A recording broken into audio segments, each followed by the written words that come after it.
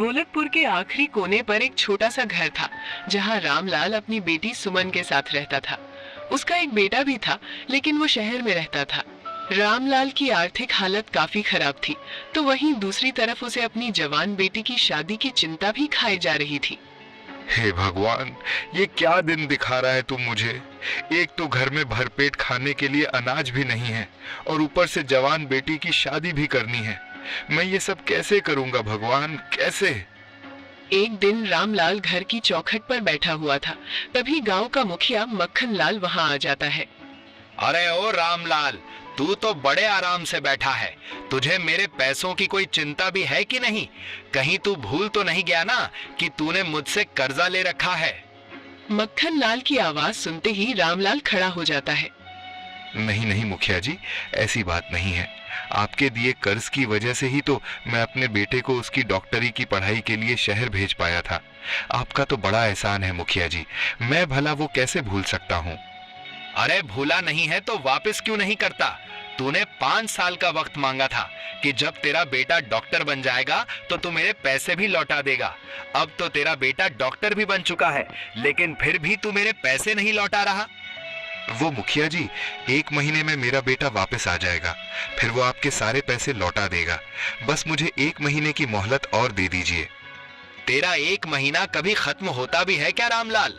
मुझे नहीं लगता तेरा बेटा वापस भी आएगा। पिछले 6 महीने से तू बोल रहा है कि 1 महीने में आएगा, अगले महीने में आएगा, लेकिन वो अभी तक नहीं आया। तभी रामलाल की बेटी सुमन भी वहां आ जाती है। ऐसा मत बोलिए मुखिया जी, मेरा भाई जल्द ही वापस लौट आएगा और फिर हम आपका सारा पैसा लौटा देंगे। रहने दो बेटी, तुम दोनों दुनियादारी नहीं समझते। अगर तुम्हारे भाई को लौट कर आना होता तो कब का लौट आता। सच तो ये है कि शहर की शानो शौकत के बीच तुम्हारा प्यार फीका पड़ गया है। अब वो कभी नहीं आएगा। मेरी मानो तो उम्मीद छोड़ दो। नहीं नहीं मुखिया जी, मेरा बेटा ऐसा नहीं है। वो अपने बूढ़े बाप और जवान बहन को ऐसे बेसहारा नहीं छोड़ेगा। वो जल्द ही वापस लौट आएगा और उसके आते ही हम आपका सारा पैसा भी लौटा देंगे। अच्छा रामलाल, ठीक है, तुम इतना ही कह रहे हो तो मैं तुम्हें 1 महीने का वक्त और दे देता हूँ। लेकिन याद रखना, अगर 1 महीने में मुझे मेरे पैसे नहीं मिले तो मुझे मजबूरन तुम दोनों को इस घर से निकालना पड़ेगा, क्योंकि मैं इतना बड़ा दानवीर नहीं हूँ कि इतनी बड़ी रकम भूल जाऊं। ये कहते हुए मुखिया वहां से चला जाता है। उधर मुखिया की बातें सुनकर सुमन और रामलाल दोनों ही चिंता में डूब गए थे। बाबा, भैया वापस तो आएंगे ना? कहीं मुखिया जी ने कहा वो सच हुआ और भैया वापस नहीं आए तो ये मुखिया जी हमें घर से निकाल देंगे। नहीं नहीं सुमन बेटा, ऐसा कुछ नहीं होगा। तुम्हारा भाई हम दोनों से बहुत प्यार करता है। वो जरूर वापस आएगा और वापस आते ही हमारी सारी परेशानियां ठीक हो जाएगी। ये बोलते हुए रामलाल की आवाज डगमगा रही थी। वो सुमन को दिलासा तो दे रहे थे, लेकिन कहीं ना कहीं उनका खुद का भरोसा टूटता जा रहा था। अच्छा बाबा, आप बैठिए, मैं शर्मा जी के घर जाकर आती हूँ। मालकिन ने झाड़ू पोछा के लिए बोला था, अगर काम मिल गया तो कम से कम 2 वक्त के खाने का इंतजाम कर पाएंगे। ये कहते हुए सुमन घर से बाहर निकल गई। ऐसे ही वक्त गुजरता गया। 1 महीना कब खत्म हो गया रामलाल को पता ही नहीं चला। लेकिन विकास की तरफ से ना तो कोई चिट्ठी आई और ना ही उसने उनका हालचाल पूछा। रामलाल ने कई बार उसे खत लिखे, लेकिन किसी भी खत का जवाब नहीं आया। एक शाम रामलाल आंगन में चुपचाप बैठा था।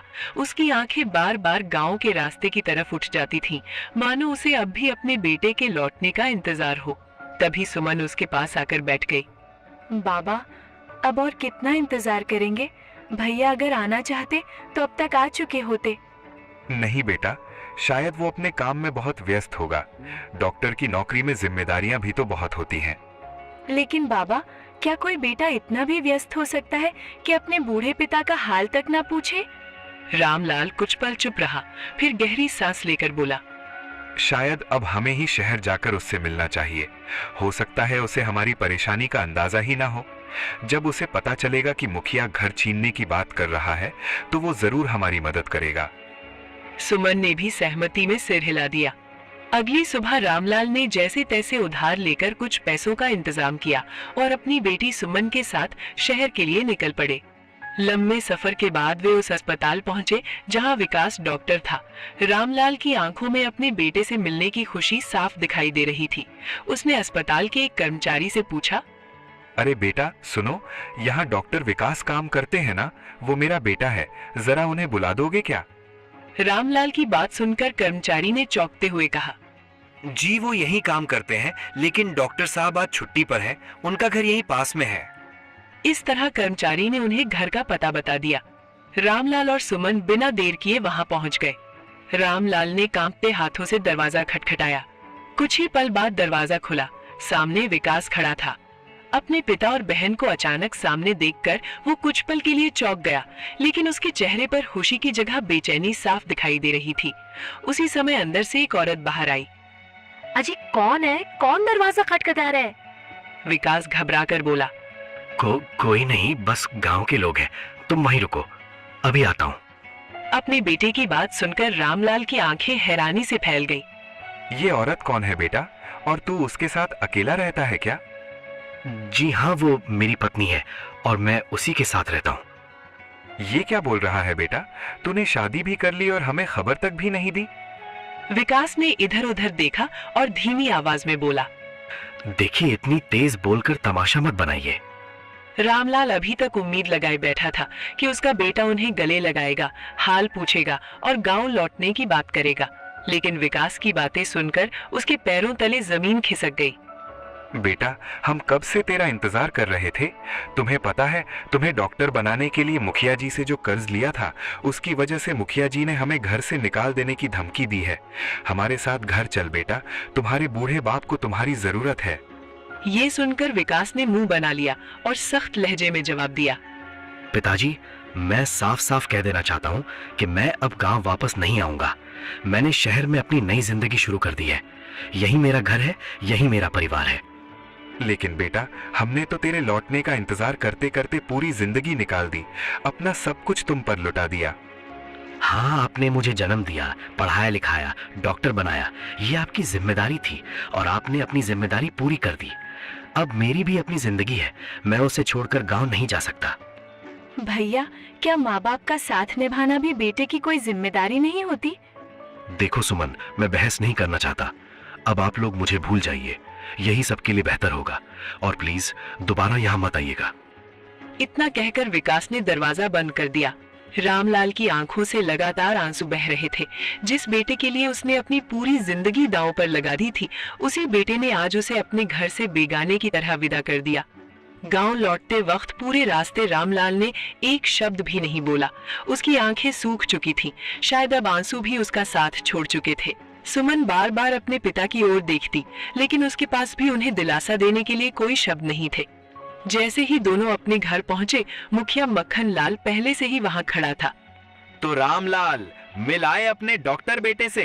क्या बोला वो? मेरे पैसे भेज रहा है या फिर हमेशा की तरह कोई नया बहाना लेकर आया है? रामलाल ने सिर झुका लिया। मुखिया जी, मेरा बेटा अब कभी गांव नहीं लौटेगा, वो हम दोनों को भूल चुका है। ये सुनते ही मुखिया के चेहरे पर मुस्कान आ गई। मैंने तो पहले ही कहा था ना, शहर की चमक दमक में उसे तुम लोगों की याद नहीं आएगी। अच्छा ये सब छोड़ो, तुम तो ये बताओ कि मेरे पैसे कहाँ हैं? मेरे पास अभी कुछ भी नहीं है मुखिया जी, भगवान के लिए बस थोड़ा सा और समय दे दीजिए। बस अब बहुत हो गया रामलाल। 5 साल इंतजार किया, फिर 6 महीने और, फिर 1 महीना और। अब मैं एक दिन भी इंतजार नहीं कर सकता। ये कहते हुए मुखिया ने गुस्से से अपने आदमियों की तरफ देखा। देख क्या रहे हो मुश्टंडो, इनका सारा सामान बाहर फेंक दो। इतना सुनते ही मुखिया के आदमी घर के अंदर घुस गए। उन्होंने चारपाइयां, बर्तन, अनाज के डिब्बे और घर का सारा सामान बाहर सड़क पर फेंकना शुरू कर दिया। ये सब देखकर सुमन बहुत डर गई और मुखिया जी से रहम की भीख मांगने लगी। रुक जाइए मुखिया जी, भगवान के लिए ऐसा मत कीजिए। हम कहाँ जाएंगे, कहाँ रहेंगे? लेकिन किसी ने उसकी एक नहीं सुनी। रामलाल हाथ जोड़कर मुखिया के पैरों में गिर पड़ा। मुखिया जी, ये घर ही हमारी आखिरी उम्मीद है, इसे मत छीनिए, दया कीजिए मुखिया जी, दया कीजिए। मुखिया ने रामलाल को झटकते हुए पीछे धक्का दे दिया। अरे जब कर्ज लिया था तब याद नहीं आया था कि लौटाना भी पड़ेगा? मैंने कोई धर्मशाला थोड़े ही खोल रखी है कि तुम लोगों को दान देता फिरूं। इस तरह कुछ ही देर में बाप बेटी का सारा सामान सड़क पर पड़ा था। गांव वाले दूर खड़े तमाशा देखते रहे, लेकिन किसी ने उनकी मदद करने की हिम्मत नहीं की। सुमन ने अपने आंसू पोंछे और अपने पिता का हाथ पकड़ लिया। चलो बाबा, जहाँ हमें अपने सगे भाई से ठुकरा दिया, वहाँ दूसरों से क्या उम्मीद करना। चलिए हम चलते हैं यहाँ से। रामलाल ने आखिरी बार अपने टूटे हुए घर की तरफ देखा और भारी कदमों से वहां से चल पड़ा। गांव से थोड़ी दूर नदी किनारे पड़ी सरकारी बंजर जमीन पर दोनों ने टहनियों और घास फूस से एक छोटी सी झोपड़ी बना ली। अब वही उनकी नई दुनिया बन चुकी थी। बाबा, अब से हम यहीं पर रहा करेंगे। अब यही हमारा घर है। दिन निकलते ही सुमन जंगल से सूखी लकड़ियां काट कर लाती, उन्हें बाजार में बेचती और उसी से 2 वक्त की रोटी का इंतजाम करती। रामलाल की उम्र और दुख दोनों बढ़ चुके थे। लगातार मेहनत और चिंता ने उसके शरीर को कमजोर कर दिया था। अब वो पहले की तरह काम भी नहीं कर पाते थे, इसलिए घर की सारी जिम्मेदारियां सुमन के सिर पर आ चुकी थी। एक रात रामलाल तेज बुखार में तप रहा था।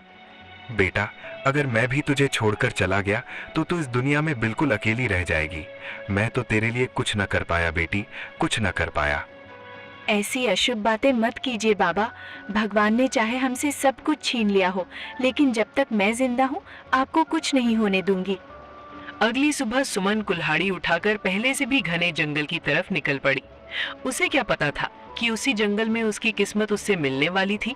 खैर, वहां से काफी दूर एक बड़े अस्पताल के केबिन में एक नौजवान डॉक्टर अपने मरीजों की फाइलें देख रहा था। उसका नाम था अर्जुन। तभी उसके पिता धर्मपाल कमरे में आए। बेटा अर्जुन, कल तुम्हें मेरे साथ ढोलकपुर चलना होगा। ढोलकपुर? लेकिन अचानक वहां क्यों जाना है पिताजी? अरे बेटा, आज से कई साल पहले मैंने उस गांव में एक छोटा सा स्वास्थ्य केंद्र बनवाने का वादा किया था। कारोबार की भागदौड़ में वो बात अधूरी रह गई। अब मैं चाहता हूँ कि उस गांव के लोगों को भी इलाज की सुविधा मिले, इसलिए तू मेरे साथ चलकर सब देख लेना।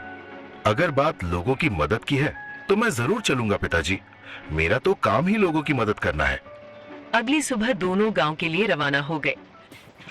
मार्केट खुलने से पहले हर ऑप्शन ट्रेडर सोचता है कि आज मार्केट कैसे खुलेगा, कौन से इंडेक्स फोकस में। अगली सुबह दोनों गांव के लिए रवाना हो गए।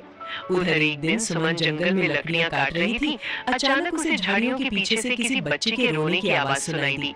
वो दौड़कर वहां पहुंची तो देखा कि लगभग 7-8 साल की एक मासूम बच्ची रो रही थी और उसके सामने बड़ा सा सांप खड़ा था। अरे बाप रे, ये सांप तो इसे खा जाएगा, मुझे इसे बचाना होगा। इस तरह सुमन ने अपनी परवाह किए बिना सांप को उठाकर झाड़ियों में फेंक दिया। तभी दूर से कुछ लोग भागते हुए वहां पहुंचे। उनके बीच अर्जुन भी था। बच्ची दौड़कर अर्जुन से लिपट गई। चाचू, चाचू, ये दीदी ने मुझे सांप से बचाया। अर्जुन ने राहत की सांस ली। वो तुरंत सुमन की तरफ मुड़ा।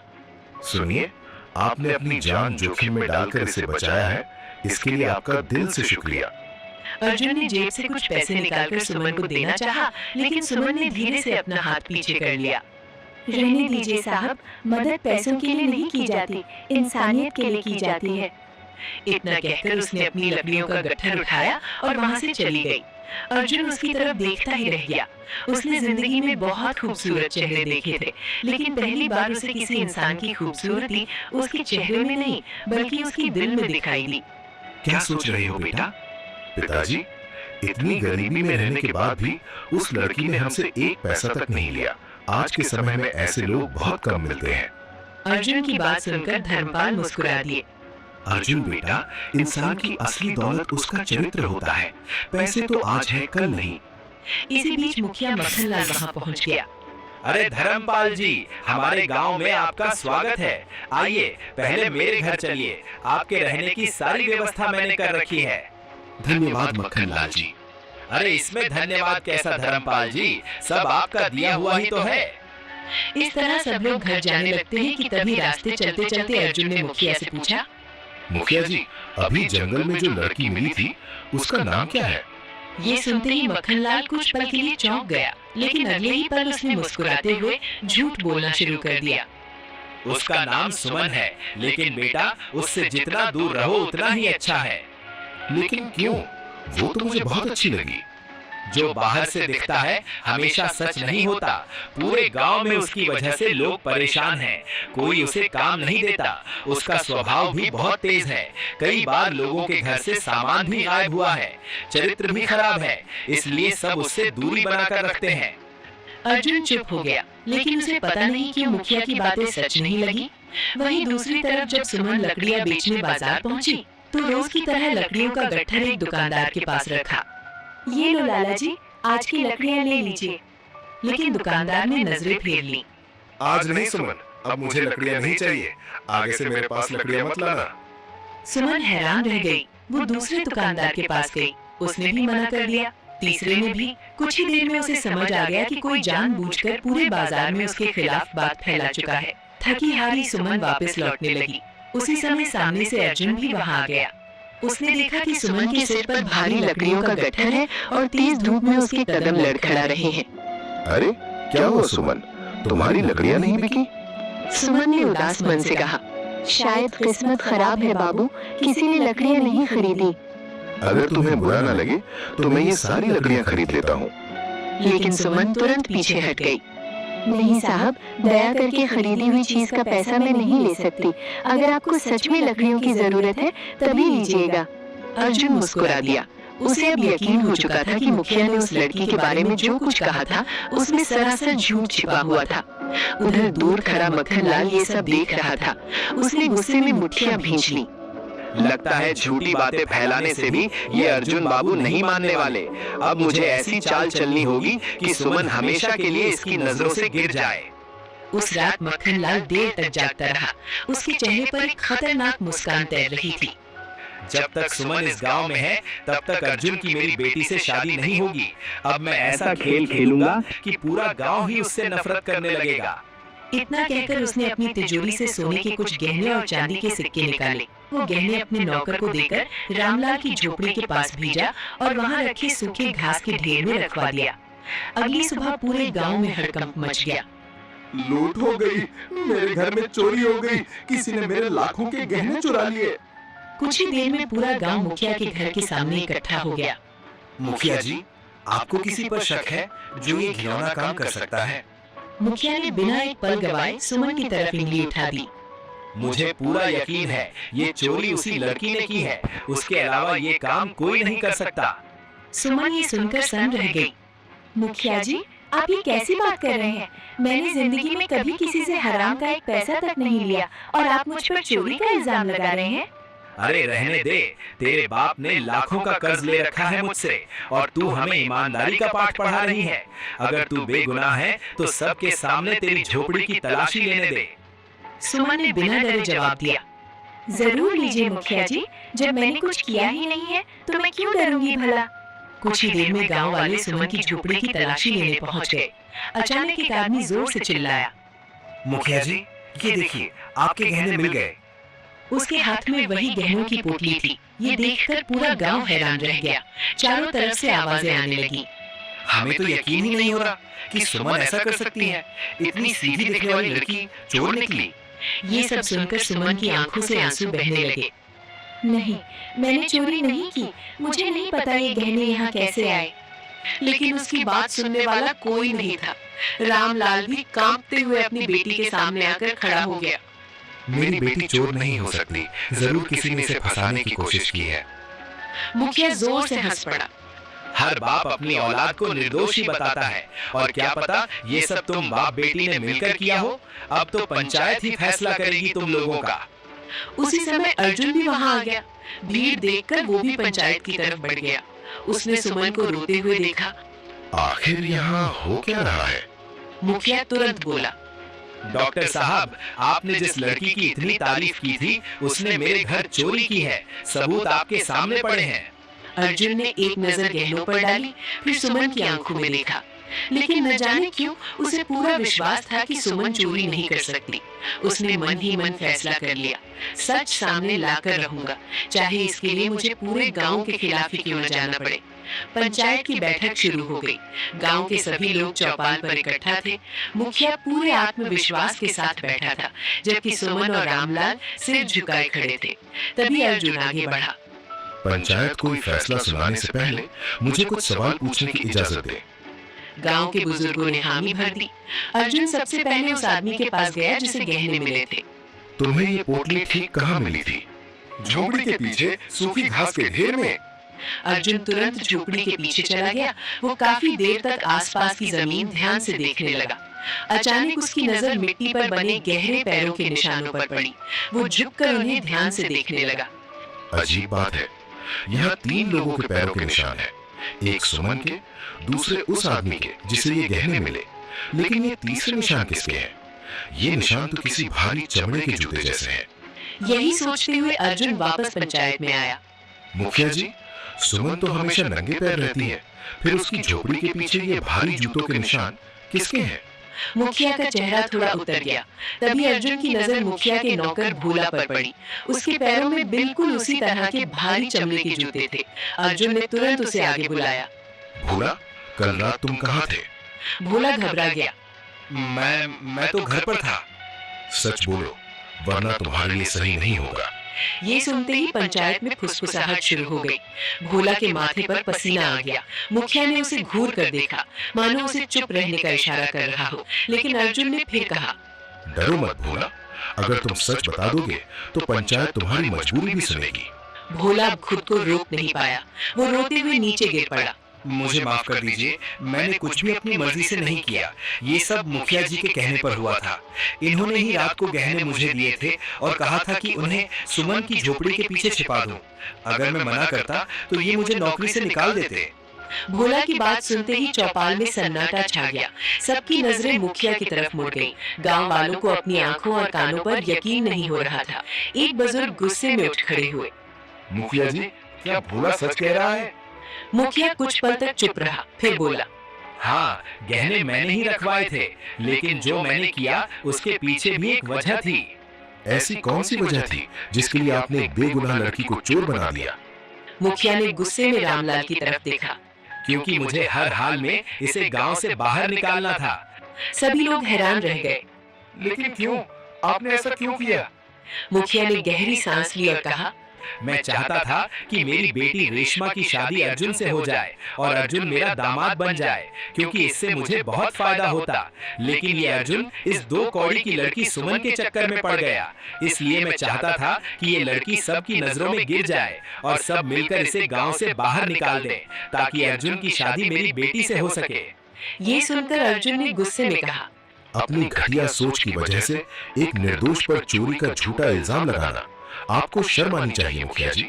तभी पंचायत के सबसे बुजुर्ग सदस्य उठे। उन्होंने अपनी लाठी जमीन पर मारते हुए कहा, आज से मक्खन लाल इस गांव का मुखिया नहीं रहेगा और पंचायत फैसला सुनाती है।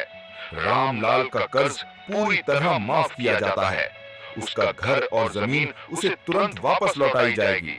साथ ही मक्खन लाल गांव के सामने हाथ जोड़कर सुमन और रामलाल से माफी मांगेगा। ये सुनते ही सुमन की आंखों में चमक आ गई। मक्खन लाल के पास अब कोई रास्ता नहीं बचा था। वो धीरे धीरे सुमन और रामलाल के सामने आया।